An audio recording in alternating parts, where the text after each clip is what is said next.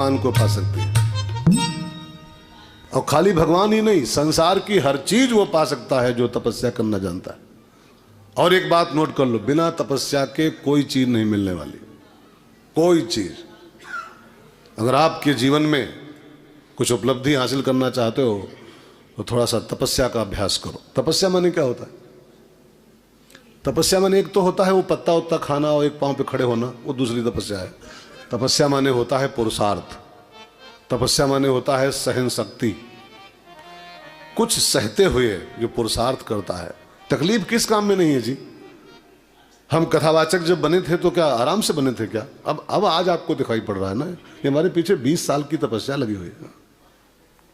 अब कोई बापू जी की तुलना आज ही कथावाचक बने, आज ही पहली बार गद्दी बैठे हो, हमको तो मुरारी बापू बनना है, वैसे बनना है, वो 60 साल लगाए तब बने, 60 साल लगाए। अब कोई हमारी तुलना करे एकदम आते आते कि हमको रमेश भाई शुक्ला जैसा बनना है, तो रमेश भाई शुक्ला बनने के लिए 20 साल लगाओ पहले अपना।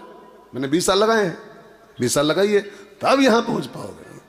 एकदम कुछ नहीं होता है, छलांग नहीं लगा पाता है कोई, स्टेप बाय स्टेप काम होता है, स्टेप बाय स्टेप। 20 साल की हमारी तपस्या पीछे लगी हुई है, तब आज ही आप देख रहे हो। तो मेरे कहने का भाव खाली कथावाच की नहीं, इन एवरी फील्ड्स, किसी भी क्षेत्र में जीवन के सफलता के लक्ष्य की प्राप्ति करनी है तो जो तप करे, जो तप करे। तपस्या ही एकमात्र उपाय है किसी भी मंजिल को पाने का। पुरुषार्थ करो, परिश्रम करो, हार्ड वर्क करो, एफर्ट करो। सकल पदार्थ हैं जग माहे, लेकिन कर्महीन नर आवत नहीं। जो हाथ पे हाथ धर के बैठे हैं लेजी, कुछ नहीं पा सकते, कुछ नहीं पा सकते दुनिया में। लेजी कुछ नहीं पा सकता। दाल रोटी तो कोढ़ी भी खा लेता है यार, पेट तो कोढ़ियों भर लेता है। जिसके 20 नाखून फूटे हो वो घाट बैठा होगा, वही शाम को बढ़िया चकाचक खाता है। तो खाली पेट भरना है तो कोई भर सकता है, लेकिन लक्ष्य की प्राप्ति तो तपस्या से ही होती, तप से होती। तो सो जो तप करई कुमारी तुम्हारी, तो भाव्य हो मेट सके त्रिपुरारी। अब माता पार्वती महादेव की प्राप्ति करने की गर्ज से बहुत कठिन तपस्या में लगी। और गोस्वामी जी कहते हैं उर्धारी उमा प्राणपति चरना, उर्धारी उमा प्राणपति चरना, जाए विपिन लागी तप करना, जाए विपिन लागी तप करना। संबत सहस मूल फल खाए, संबत सहस मूल फल खाए, सागु खाए 7 बरस गवाए, सागु खाए 7 बरस गवाए। कछु दिन भोजन वारी बतासा, कछु दिन भोजन वारी बतासा, किए कठिन कछु दिन उपवासा, किए कठिन कछु दिन उपवासा। बेल पाति मही परई सुखाई, बेल पात मही परई सुखाई। 3 सहस सम्मत सोई खाई, 3 सहस सम्मत सोई खाई। उन परिहर्यो सुखान्यो परना, उन परिहरे सुखान्यो परना। उमहि नाम तब भयो अपर्णा, उमहि नाम तब भयो अपर्णा।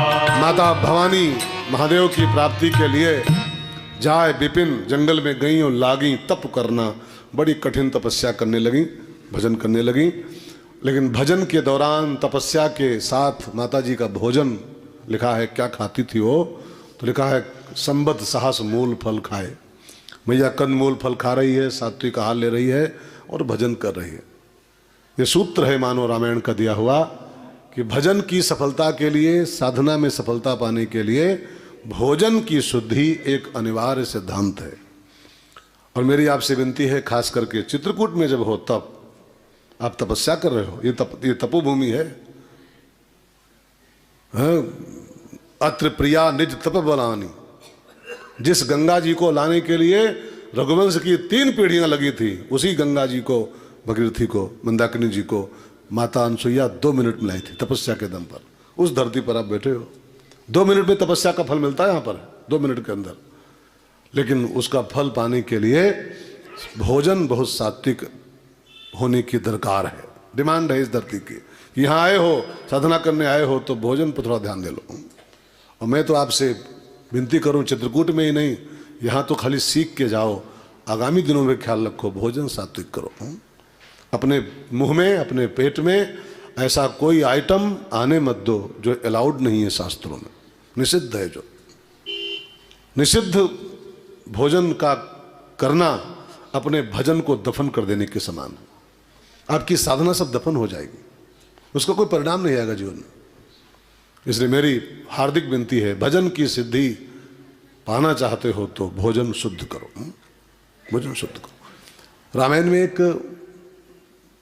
एक चौपाई है, बहुत बढ़िया चौपाई, गाओ फिर समझो। विधि निषेधमय, इस चौपाई में जो शब्द है विधि निषेध, ये धर्म के दो प्रकार होते हैं, धर्म के दो टाइप नहीं कहेंगे, काइंड ऑफ धर्म।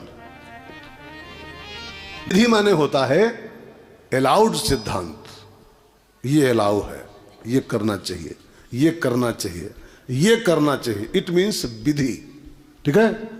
लेकिन धर्म का एक और काइंड होता है निषेध, ये नहीं करना चाहिए, ये नहीं करना चाहिए, ये निषेध धर्म होता है। जैसे सत्य बोलना चाहिए और दारू नहीं पीनी चाहिए, ठीक है। तो सत्य बोलना चाहिए, इट मीन्स विधि, और शराब नहीं पीनी चाहिए, इट मीन्स निषेध। और जब तक दोनों काइंडों से धर्म का पालन नहीं होगा, दोनों काइंड से, तब तक अधूरा धर्म है।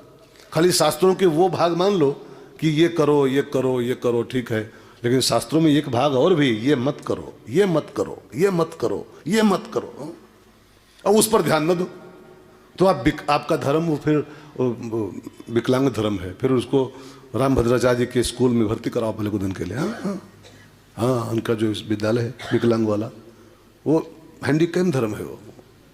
अगर खाली आपने एक अंगी धर्म का पालन किया, ये करना है, ये करना है, ये करना है, ये करना है, शास्त्रानुकूल, लेकिन शास्त्र में ये भी तो एक पन्ना है, ये मत करो, ये नहीं करना है, ये नहीं करना है, ये नहीं करना है।